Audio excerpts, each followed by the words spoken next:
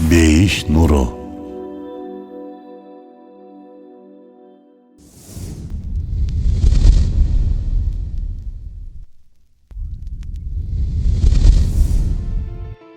Тагдыр. Тагдыр тууралуу айтылганда бизде көп суроо жаралат. Алардын бирөөсү үй бүлө. Биз тагдырга жазылган киши менен жашаганга, баш кошконго мажбурбузбу? Үйлөнгөн киши менен бактылуу же бактысыз болушубуз да тагдырга жазылып коюлганбы? Аллах тагдырыма бактысыз бирөөнү жазып койгон болсо, менде эмне күнөө? Ушул сыяктуу көптөгөн суроолор пайда болот.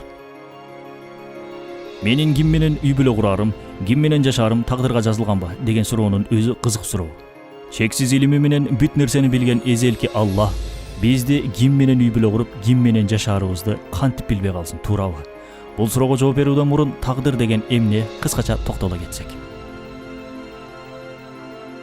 Тагдыр бардык нерсенин, өтмүштүн, учурчактын жана келечектин Аллахтын илиминде жазылышы. Башкача айтканда, Аллахтын илиминин бир түрү десек да болот. Муну түшүнүү үчүн бир мисалды карап көрөлү.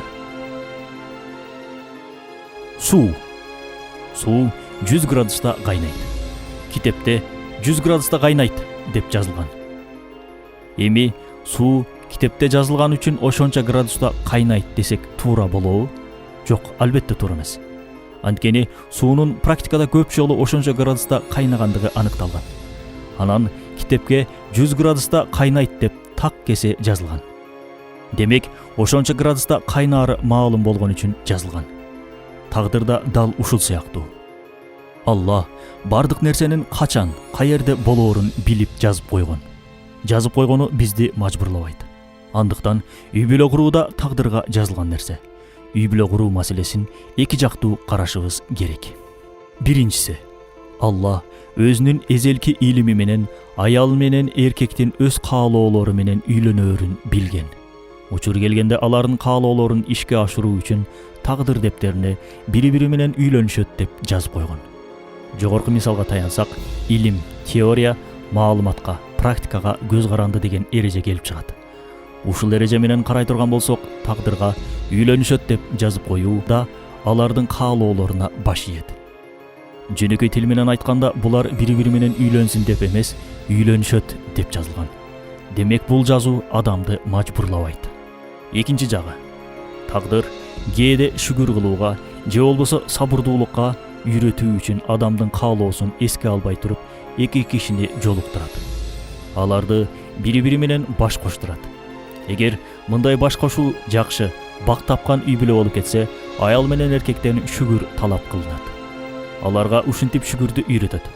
А эгер мындай үй бүлө куруу ойдогудай эмес, начар болуп калса, аларды сабырдуулукка үйрөтүү үчүн Аллах сыноо берген болот. Аллах кээде эркекти аял менен, кээде аялды эркек менен сынайт. Ошондуктан бардык үй бүлө курган адамдарда алардын каалоолору эске алынышы керек деп бир тараптуу кароо туура эмес болуп калат. Албетте, үй бүлө куруу адамдын тандоосуна коюлган.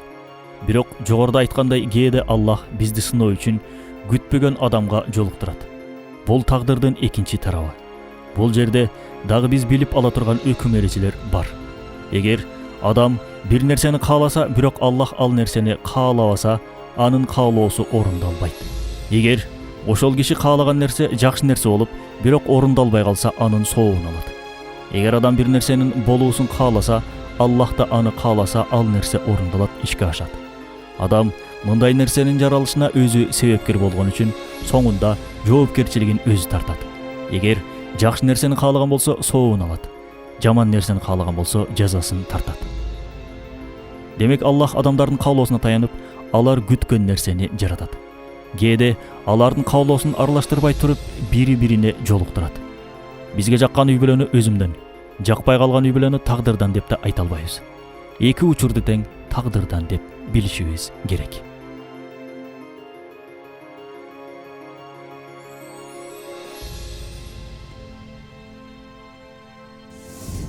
Рисале Нур аттуу Курандын тафсиринин маанисинен алынды.